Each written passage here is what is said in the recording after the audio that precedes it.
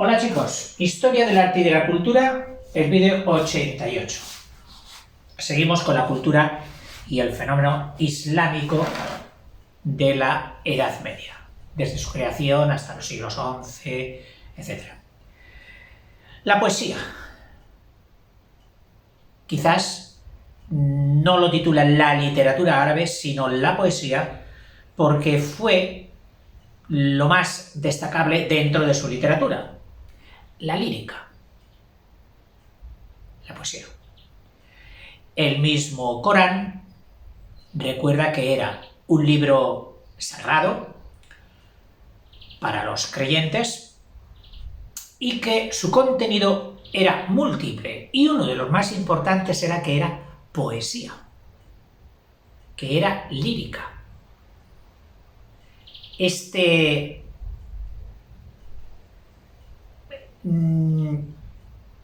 hecho de que el Corán cogiese ya el aspecto literario y lírico, literario en cuanto a su buena redacción, y lo lírico en cuanto a la brillantez de su poesía, podría haber sido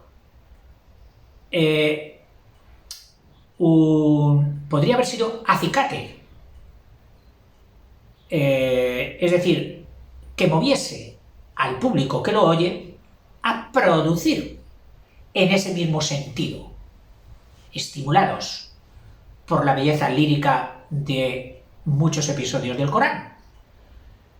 Pero, desgraciadamente para la producción de las letras, no fue así, sino que el respeto sumo al Corán por parte de los clérigos, de los dirigentes religiosos, les llevó a prohibir la imitación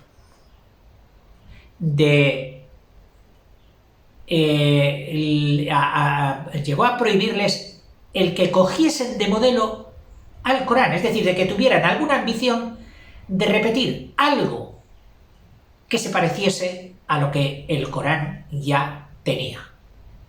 Ese fue una causa inhibidora, hasta cierto punto, de la producción, que podría haber sido mucho más voluminosa y brillante. Leemos. La literatura árabe, basada en narraciones de origen persa. Es decir, la fuente más importante de la literatura árabe fueron los persas, la nación persa. ¿Qué sabemos? Que tuvieron allí una capital de los califatos árabes más importantes, que fue Bagdad. Y la tradición literaria persa cautivó al mundo árabe y fue la fuente de inspiración de sus cuentos, de sus leyendas. Sí, no solo de la persa, en menos proporción de la hindú, de la India, de sus vecinos, de la siríaca, ya más el Mediterráneo, y griega, incluso también mediterránea ya total. Dice, estas narraciones y esta literatura es muy rica en poesía, en lírica. Pues los árabes, dotados de extraordinaria imaginación, que siempre se les ha atribuido, versificaban con gran facilidad. Era algo muy fácil para ellos el lograr hacer versos. La sonoridad, la eufonía, la buena sonancia de sus frases. Así como en cuentos, leyendas y novela amatoria. Es decir, lo mismo en poesía que en cuentos, narraciones pequeñas, novelas, narraciones más grandes e intermedias, leyendas. Y en la novela, amatoria. La obra más importante de la literatura árabe son los famosos y populares cuentos, extendidos por todo el mundo, de Las Mil y Una Noches, de origen persa, a través de los cuales será siempre conocida la corte de Bagdad, en la época de Harún al-Rashid, entre el año 786 y el 809. Es decir, finales del siglo VIII y principios del IX. Reconozco que es muy poquito, muy escasa, esta reseña literaria sobre la producción árabe. Y me habría gustado, y no creas que no lo he intentado. Lo he intentado, pero no me he encontrado cómodo en la exposición que tenía que hacer. Posiblemente me falten, y me faltan, no posiblemente, me faltan muchísimos conocimientos de esta cultura que no me han permitido extractarla, hacer esos breves resúmenes que yo os paso. Y digo, para hacerlo deficientemente, prefiero no hacerlo. Prefiero que seáis vosotros los que vayáis a otras fuentes de internet y pongáis, pues, los epígrafes acostumbrados, poesía árabe, literatura árabe, etc. Que seguro que estéis más preparados que yo. Bueno, paso al capítulo siguiente, el arte, y en concreto la arquitectura, puesto que el arte en el mundo griego y también bajo los condicionantes y prohibiciones del Corán no se podría hacer la figura humana ni en escultura ni pictóricamente. Bueno, pictóricamente posiblemente sí, pero en escultura no.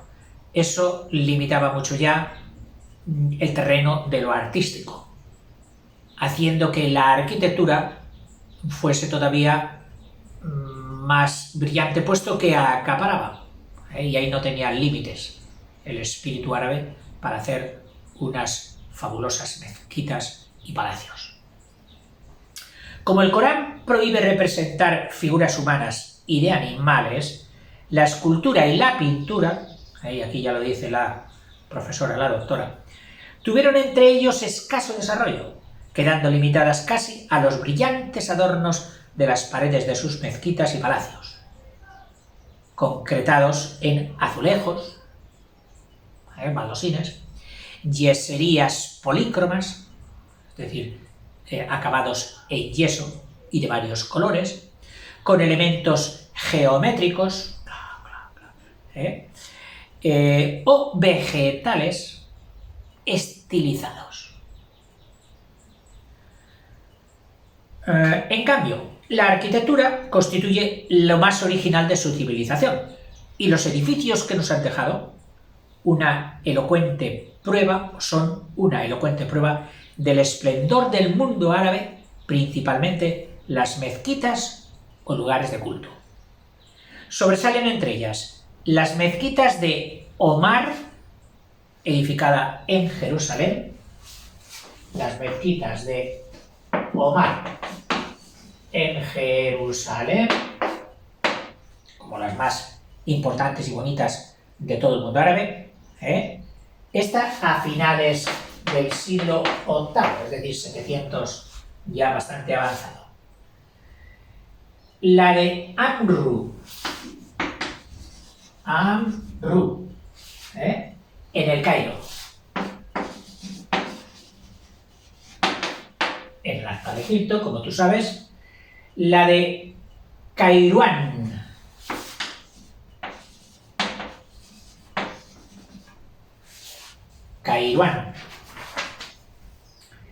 cerca de Túnez. Cerca de Túnez,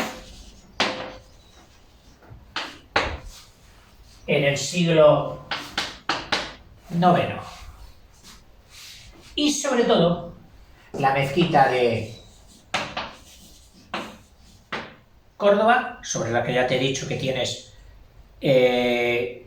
un vídeo en la serie de geografía de este mismo canal. La de Córdoba, que se construye entre los siglos IX y X, en varias etapas, en varias fases, hasta llegar con Almanzor, la última y posiblemente la más brillante. Entre los edificios civiles, es decir, que no son religiosos, y hablando de religión, en el Islam no se pone la cruz, evidentemente, ponemos la media luna, los edificios religiosos, las mezquitas, y están otros edificios civiles, sobre todo los palacios de sus dirigentes. Y entre ellos destacan la Alhambra de Granada, el grueso de sus construcciones son del siglo XIV, con su célebre patio de los leones, de un refinamiento que ha traspasado las fronteras del mundo entero. Dice, ejemplo único de escultura islámica. Yo no sé si pone único por su brillantez o único porque por una vez se habrían permitido el hacer esculturas de animales. Por eso dice ejemplo único. Y ahora viene una ampliación del epígrafe arquitectura. Y dice, constituye una de las aportaciones más brillantes y tal vez la más original de la civilización musulmana. En ella influyeron indudablemente elementos bizantinos, de Bizancio, que hemos visto en el periodo anterior, y persas, y las arquitecturas que encontraron en los países que ocuparon y de las que aprovecharon muchos elementos. Recordad que el árabe es un ambicioso captador de la belleza que va conquistando allí por donde va. Luego la procesa, la hace suya y nos la traspasa. Pero supieron armonizar y desarrollar todo ello con tal acierto. Es decir, no podemos decir, ¡oh, fue copiado! No. Hacer copia, hacer un collage, hacer algo ecléctico, es decir, a base de varias corrientes estéticas, y que sea bonito, que sea brillante, es difícil, pero ellos lo consiguieron. Con tal acierto, belleza y grandiosidad, que los ejemplares de su arquitectura son un elocuente testimonio del magnífico esplendor y riquezas del mundo islámico. Los edificios más importantes, por supuesto, son las mezquitas, como ya hemos dicho, o lugares para el rezo en común.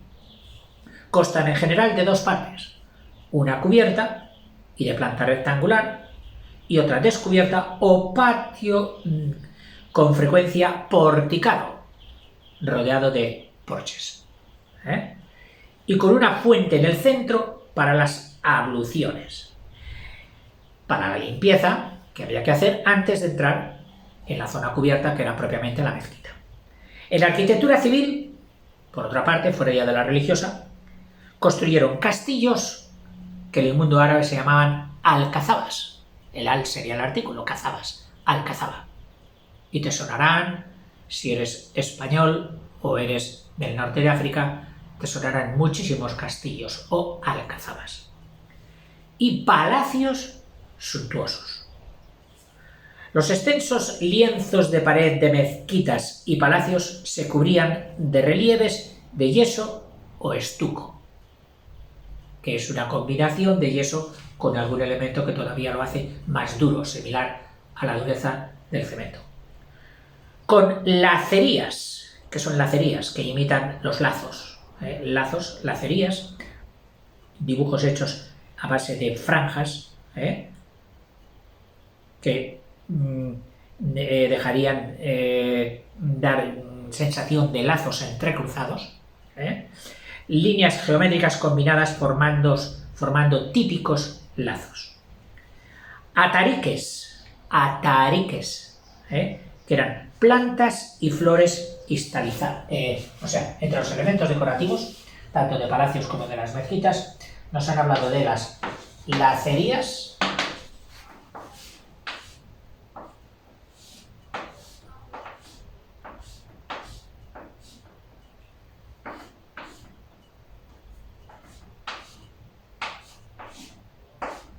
en fin, y todo esto en un conjunto digno, bonito, precioso, en yeso o en estuco. Y luego están los atariques,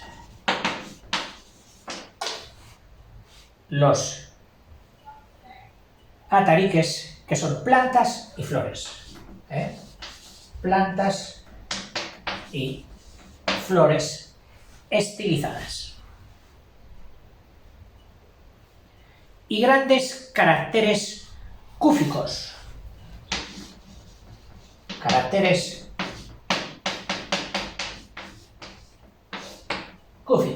que vamos a ver lo que son, conteniendo sentencias del Corán. Es decir, es una caligrafía, por así decirlo, de la escritura árabe, elevada al rango de decoración, de presentación estética. Tú ves ahí como una especie de... Tú dices, qué bonito. Y alguien te dice, no, pero no solo qué bonito, es que ahí pone tal. Es un verso del Corán. Pues eso sería un carácter, o sea, que ese dibujo, esa representación, es de tipo cúfico, con mensajes y versos del Corán, conteniendo sentencias del Corán. Estos adornos complicados y elegantes, de los que estaba excluida la figura humana, no busques rostros ni figuras humanas entre tanta lacería, tarique y caracteres cúficos, y en los que los árabes hicieron alarde de su inagotable imaginación oriental, estaban revestidos de brillante policromía, con colores preciosos, y se denominaban arabescos. En general, todo esto, añadido con un brillante color, más color, los podemos denominar a todo ello arabescos.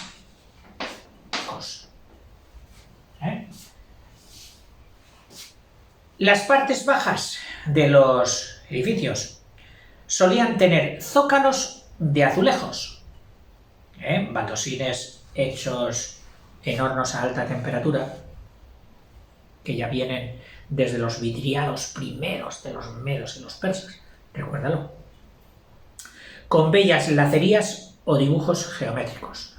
Son constantes y muy abundantes en la Andalucía actual, en las casas, incluso en los edificios modernos, siguen utilizando estos zócalos de lacerías arabescas, con baldosines muy bonitos. Color predominante, el azul, también aparece bastante el verde y un amarillo. Estos colores. Usaron preferentemente el arco de herradura, que tampoco era original del mundo árabe, sino original de la tradición visigótica. En España en concreto, los visigodos y el arte que vimos de las iglesias visigodas tenían el arco de herradura y ellos lo cogieron. Junto con el de medio punto, el de semicírculo, semicircunferencia, y el lobulado. El lobulado, tú sabes que un lóbulo es un redondelito, esto es el lóbulo de la oreja. Una hoja de un árbol lobulada, pues es la que tenga esto. Como es la del roble. Tiene lóbulos. Pues ¿qué será un arco lobulado? Aquel al que se le han practicado lóbulos.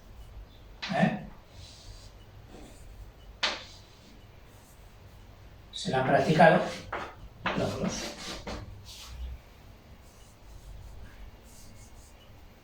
Sucesivos lóbulos.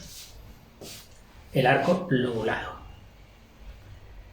Y las bóvedas de crucería o sobrenervios. Que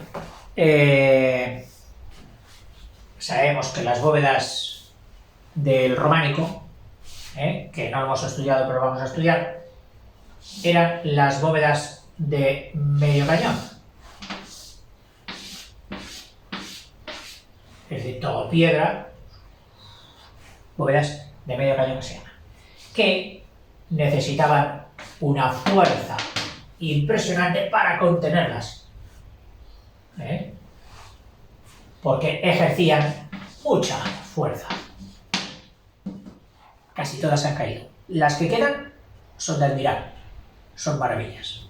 Luego vino el gótico, pues a poner la crucería, es decir, unos nervios aquí, unos nervios que distribuían el peso. No hacía falta que fueran tan pesadas, o sea, no poner tanto material para hacer la bóveda de cañón, con menos material, ya que el peso y las fuerzas llegadas de los nervios de crucería, porque se cruzaban, nervios que se cruzan. Pues esto ya lo utilizaban los árabes. De crucería o sobre nervios. Sobre estos nervios. Hoy casi todas las iglesias que veas en España que tienen bóvedas grandes suelen ser de crucería. Y las de cañón que quedan, por lo menos para mí, son como golosinas. Oh, hay una bóveda de cañón, vamos a verla. Impresionante. En fin, chicos, luego iniciaremos un repaso, porque el libro lo da y no me gusta saltarme, de lo que supuso el mundo árabe y la cultura árabe, más propiamente en la península ibérica. Aunque ya os he llenado de alusiones y referencias a la península ibérica. Pero bueno, no vamos a desperdiciar lo que la doctora de este libro, María Comás, nos haya puesto. Hasta luego, chicos.